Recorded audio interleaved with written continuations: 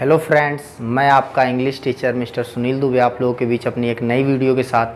So today we are going to start new lessons of narration, है ना। बहुत दिनों से बच्चों को इंतज़ार था कि नरेशंस के लेसन आने चाहिए और आज हम पहली वीडियो डाल रहे हैं नरेशन का। तो आज हम बैकग्राउंड पढ़ेंगे कि नरेशन क्या होता है, उसके अंदर डायरेक्ट स्पीच होता है, इनडायरेक्ट स्पीच होता है, ठीक है ना। तो सबसे पहले हम देखेंगे कि नरेशन, है ना। तो नरेशन, है ना, तो सबसे पहला क्वेश्चन आता है what is narration. What is narration. तो नरेशन होता क्या है, तो इसका आंसर हमें आ जाएगा नरेशन इज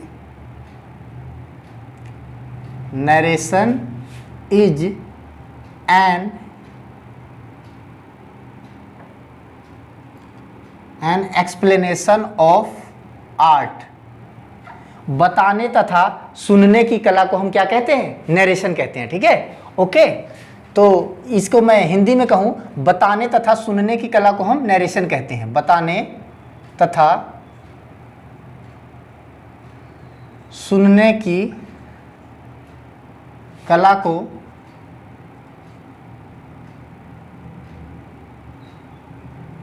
नरेशन कहते हैं, ठीक है। अब नरेशन में हमारे पास दो चीजें होती है, एक डायरेक्ट स्पीच होता है, एक इनडायरेक्ट स्पीच होता है ना। तो सबसे पहला क्वेश्चन आता है कि डायरेक्ट स्पीच किसे कहते हैं। DIRECT, डायरेक्ट स्पीच किसे कहते हैं, किसे कहते हैं। तो इसका आंसर होगा कि वक्ता के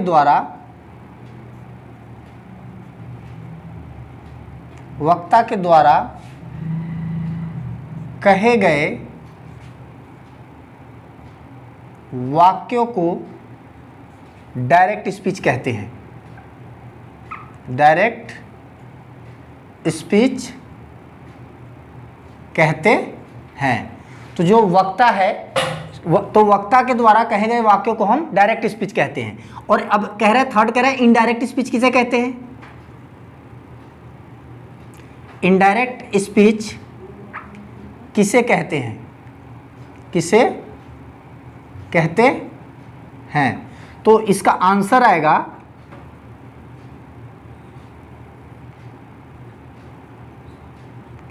वक्ता के द्वारा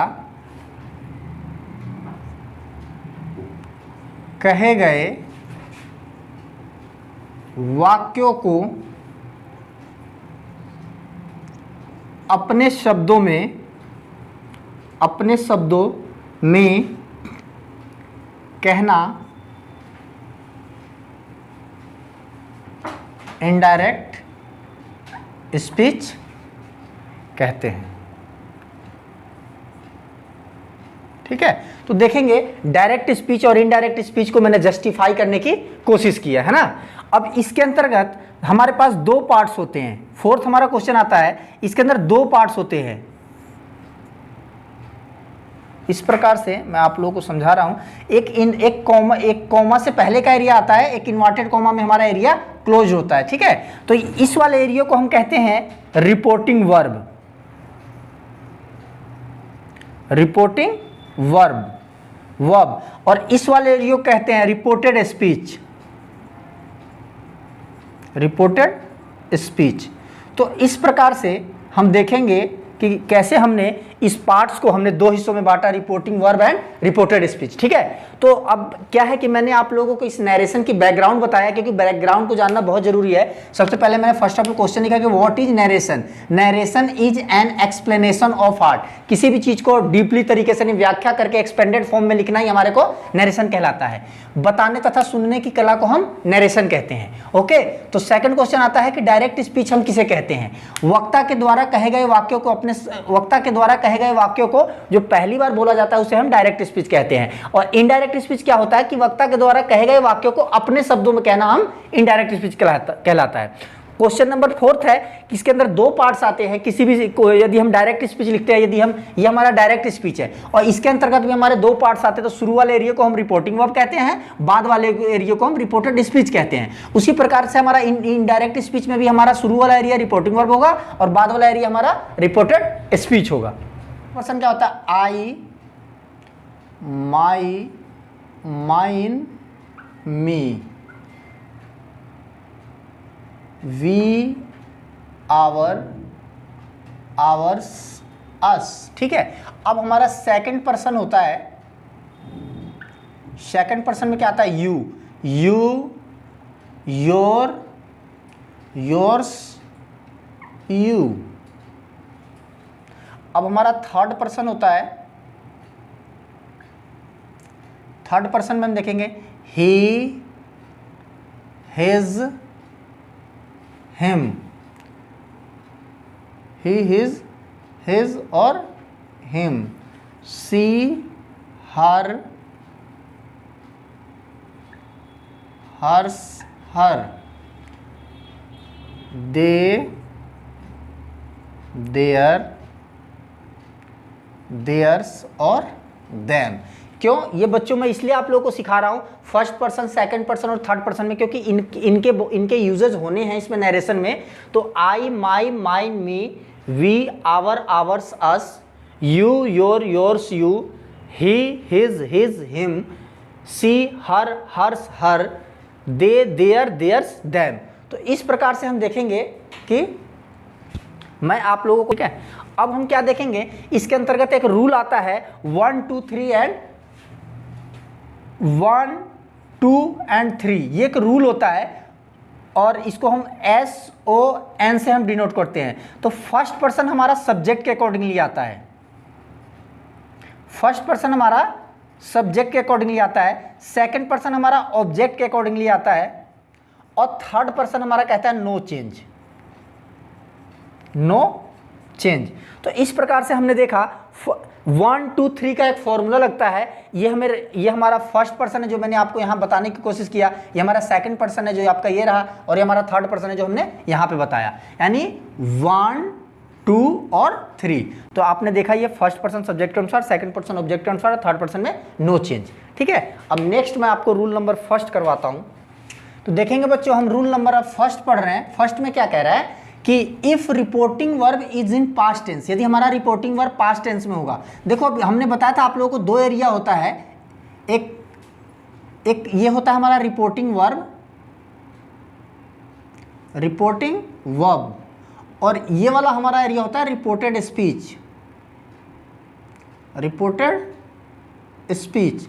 ठीक है, तो कह रहा है कि if reporting verb is in past tense then the tense of reported speech will change accordingly. मतलब कुछ टेंस के अकॉर्डिंगली चेंज होगा, प्रेजेंट के जो है सारे पास्ट के अकॉर्डिंगली चेंज होगा, पास्ट इंडेफिनिट पास्ट परफेक्ट के अकॉर्डिंगली चेंज होगा, पास्ट परफेक्ट जो है पास्ट परफेक्ट कॉन्टिन्यूअस के अकॉर्डिंगली चेंज होगा। तो इस प्रकार से मैं बताऊंगा।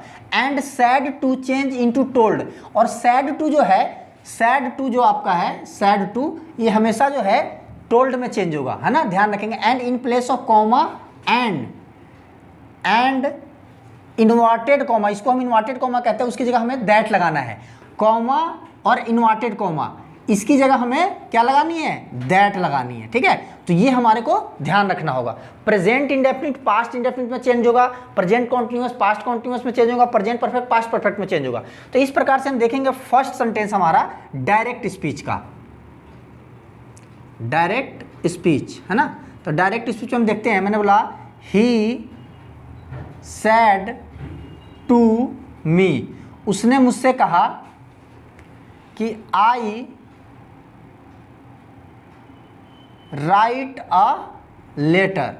अब यहाँ पे फुल स्टॉप लगा के तब इन्वर्टेड कॉमा हम क्लोज करेंगे। ठीक है, तो ये जो हमारा एरिया है ये हमारा है रिपोर्टिंग वर्ब, रिपोर्टिंग वर्ब, और ये जो हमारा इन्वर्टेड कॉमा के बाद वाला एरिया है ये हमारा है reported speech, reported speech.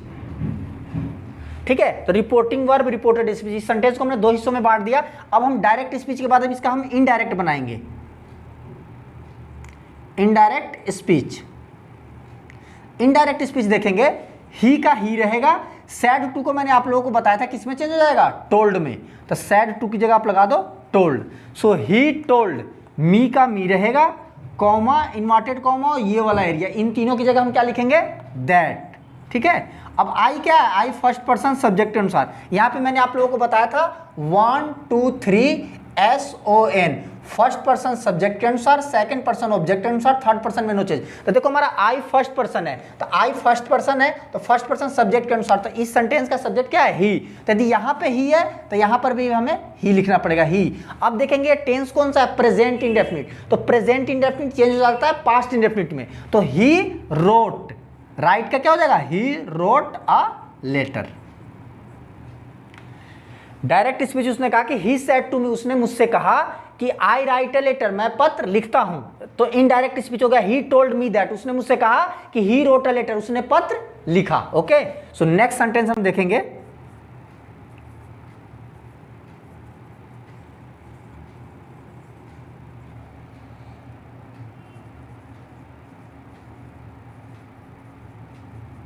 She said to me, I can speak English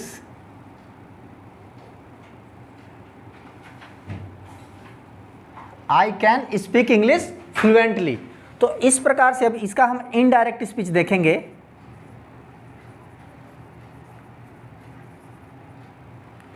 तो सी का सी होगा, सैड टू जो है वो टोल्ड में चेंज हो जाएगा, मी का मी, कॉमा इन्वर्टेड कॉमा और ये वाला कॉमा, इनकी जगह क्या लगेगा?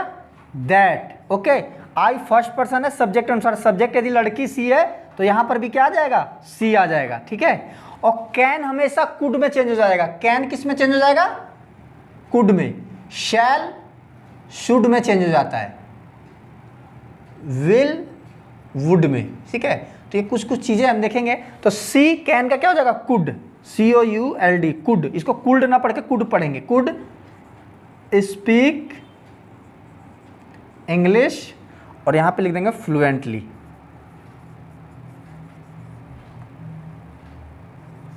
तो इस प्रकार से आपने देखा कि डायरेक्ट स्पीच है सी सेड टू मी, उसने मुझसे कहा कि I can speak English fluently, मैं अंग्रेजी बोल सकती हूं। तो इनडायरेक्ट स्पीच इसका बोला सी टोल्ड मी, उसने मुझसे कहा दैट कि सी कुड स्पीक इंग्लिश फ्लुएंटली, वह अंग्रेजी बोल सकती थी।